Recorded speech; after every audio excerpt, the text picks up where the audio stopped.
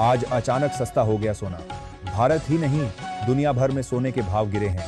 नमस्कार दोस्तों, आप सभी का स्वागत है। आज हम बात करने वाले हैं सोने और चांदी के बाजार में आए उस ताजा बदलाव की, जिसने एक बार फिर से निवेशकों और खरीदारों दोनों को सतर्क कर दिया है।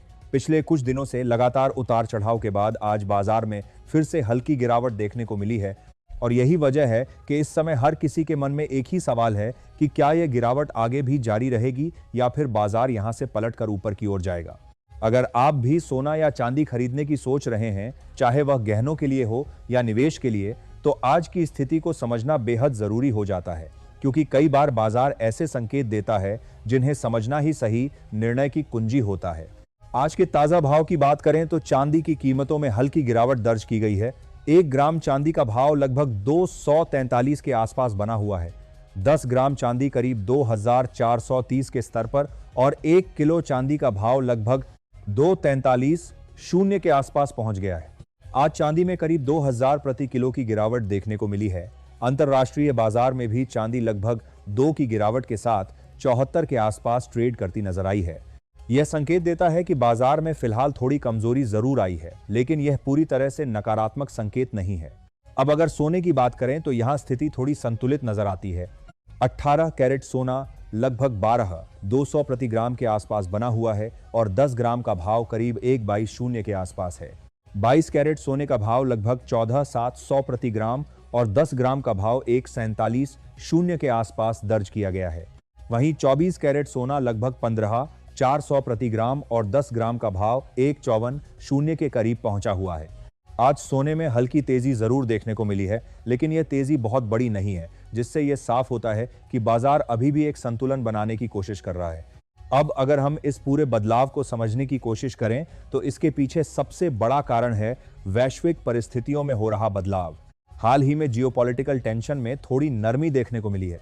जहां पहले लगातार तनाव बढ़ रहा था, वहीं अब कुछ संकेत ऐसे मिल रहे हैं जिससे लगता है कि हालात धीरे धीरे सामान्य हो सकते हैं। इसका सीधा असर बाजार पर पड़ता है। जब तनाव बढ़ता है तो लोग सुरक्षित निवेश की तरफ जाते हैं और सोने की मांग बढ़ती है, लेकिन जब तनाव कम होता है तो निवेशक जोखिम लेने के लिए तैयार हो जाते हैं और सोने से पैसा निकालने लगते हैं। यही कारण है कि हाल ही में गिरावट देखने को मिली है।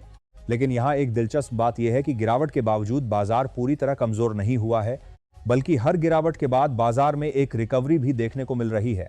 इसका मतलब यह है कि नीचे के स्तर पर अभी भी खरीदारी हो रही है और बड़े निवेशक इस मौके का फायदा उठा रहे हैं।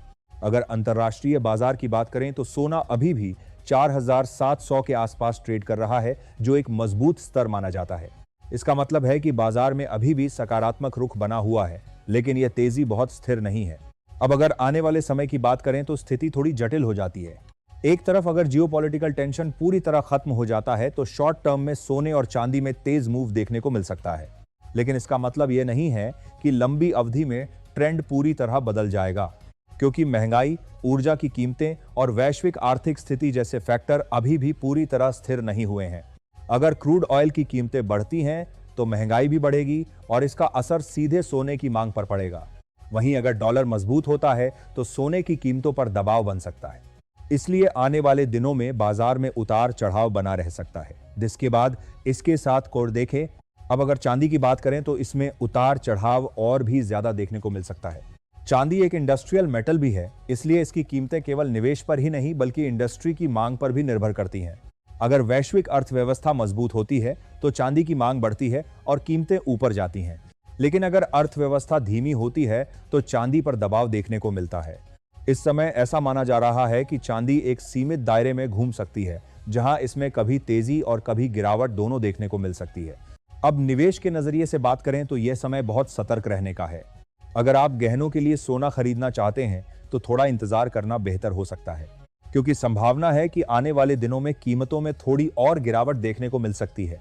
लेकिन अगर आप लंबे समय के लिए निवेश कर रहे हैं तो धीरे धीरे निवेश करना एक अच्छी रणनीति हो सकती है।